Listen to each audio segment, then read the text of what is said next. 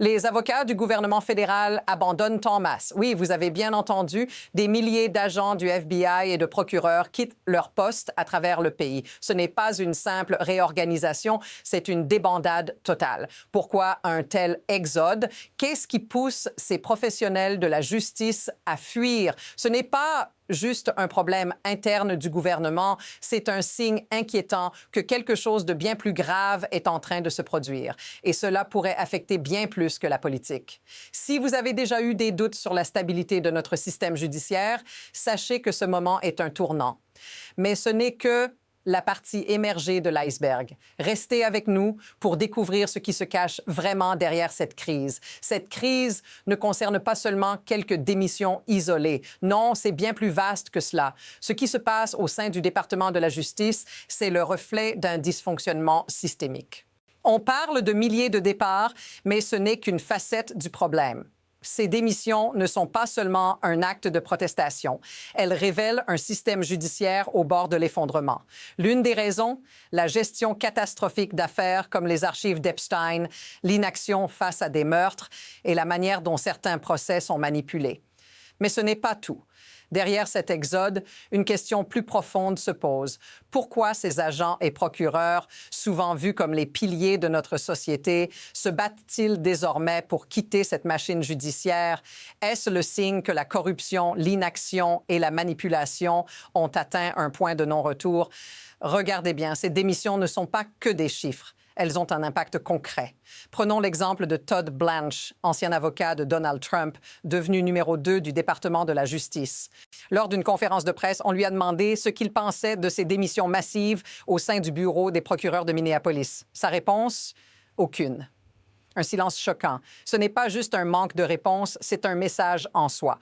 Pourquoi ne veut-on pas aborder ce problème? Et pendant ce temps, les agents du FBI se retrouvent à surveiller la maison d'une journaliste primée. Ces actions ne sont pas isolées, elles font partie d'un schéma bien plus inquiétant. Mais qu'est-ce que cela signifie vraiment? Ce que nous voyons, ce n'est pas un simple dysfonctionnement du système, c'est l'effritement d'une institution qui devrait protéger les droits fondamentaux. Et maintenant, ça s'intensifie. Ce n'est pas un simple malaise au sein du département de la justice. Non, c'est une déstabilisation systémique. Regardez ce qui se passe à Minneapolis, où le bureau des procureurs est déjà en sous-effectif, mais là encore, ce n'est pas la seule ville touchée. Dans la division des droits civiques à Washington, D.C., la situation est tout aussi grave. Et qu'est-ce que cela signifie réellement? Ce sont des zones entières de notre système judiciaire qui ne fonctionnent plus. Cette situation rappelle des moments sombres de l'histoire des États-Unis, comme la crise du Watergate, mais ce qui est effrayant, c'est que, contrairement à ces événements historiques, personne ne semble être en mesure de redresser la barre. Loin de se redresser, le système s'enfonce de plus en plus. Et avec tout cela, que se passe-t-il si la situation ne s'améliore pas? Si cette tendance perdure, l'effondrement du système judiciaire semble inévitable. C'est à ce moment que la véritable crise commence et personne ne semble pouvoir l'arrêter. Les preuves continuent de s'accumuler. Il ne s'agit plus seulement d'une série de décisions controversées ou de démissions. Ce qui est en jeu, c'est l'intégrité même des institutions censées défendre la justice. Un exemple flagrant, l'affaire de la journaliste Georgia Fort, où des agents du FBI ont été accusés de harcèlement. Cela soulève une question fondamentale. Jusqu'où sont-ils prêts à aller pour dissimuler la vérité et poursuivre leurs objectifs politiques? Cette situation dépasse largement la simple critique des actions du gouvernement. C'est un signe que les institutions judiciaires perdent leur indépendance. Et voici la chose la plus choquante. Ce ne sont pas des actions isolées, elles font partie d'un schéma plus vaste et bien orchestré où chaque mouvement semble calculé pour manipuler et contrôler. Cette normalisation de l'injustice est désormais devenue une réalité. Maintenant, examinons l'impact humain. Ces décisions et ces démissions ne se contentent pas d'affecter les institutions ou les procès. Elles ont des conséquences directes sur les gens ordinaires, des personnes comme vous et moi. Les agents fédéraux qui quittent en masse laissent derrière eux un vide qui se fait déjà sentir dans des enquêtes cruciales. Cela ne concerne pas seulement les professionnels de la justice, cela affecte la sécurité publique, la confiance dans nos institutions et même la stabilité de la société. Imaginez que vous soyez une victime d'un crime et que le département de la justice, faute de personnel qualifié, ne puisse pas traiter votre dossier dans des délais raisonnables, ou que vous soyez un simple citoyen observant la lente dégradation de la justice sans savoir si vous pouvez encore compter sur le système pour vous protéger. Si cela vous semble familier, dites-le dans les commentaires. Mais derrière cette crise apparente se cache une vérité encore plus dérangeante. Ce n'est pas un accident que tout cela se produise. Il existe des mécanismes bien établis qui permettent à ces dérives de se produire. Le système de pouvoir, la peur, la pression politique et les enjeux personnels créent un environnement où la justice elle-même peut être manipulée.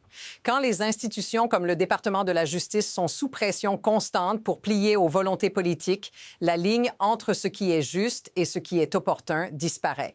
Ce système, qui devrait incarner la loi et l'ordre, est devenu un instrument entre les mains de ceux qui veulent imposer leur agenda. La question qui reste en suspens. Qui contrôle réellement ce pouvoir? Et pourquoi aucune des personnes en place ne semble vouloir ou pouvoir le remettre en question? Alors, quel est l'avenir? La question qui se pose n'est pas de savoir si ce système va s'effondrer, mais quand? Il y a deux scénarios possibles. Soit le système continue de se décomposer lentement, avec de plus en plus de démissions, de conflits internes et de scandales publics jusqu'à ce qu'ils deviennent inutilisables, soit, à un moment donné, il y a une prise de conscience, une réaction, un effort pour restaurer un semblant de justice. Mais dans ce climat de division et de méfiance, est-ce que cela est encore possible? La question n'est pas simple, car chaque mouvement semble alimenter la crise plutôt que de la résoudre. Nous sommes à un point où les prochaines étapes détermineront non seulement l'avenir du département de la justice, mais aussi la manière dont la loi sera appliquée dans ce pays pour les années à venir. Parmi tout ce chaos, une vérité simple se détache. Ce que vous êtes en train de voir n'est pas seulement une crise du département de la justice. C'est un test. Un test pour savoir si une institution peut survivre quand sa culture s'effondre plus vite que ses murs. Les démissions ne sont pas le cœur de l'histoire, elles en sont le symptôme. Le vrai sujet, c'est ce qui se passe quand ceux qui connaissent les règles refusent de continuer à faire semblant, quand partir devient le dernier acte de loyauté envers la justice elle-même.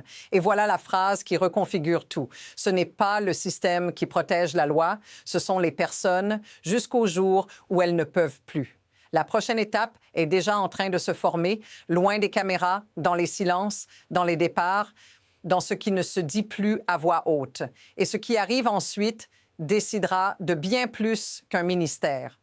Si vous voulez comprendre cette suite avant tout le monde et suivre ce qui se joue réellement derrière les gros titres, abonnez-vous, parce que cette histoire ne s'arrête pas ici.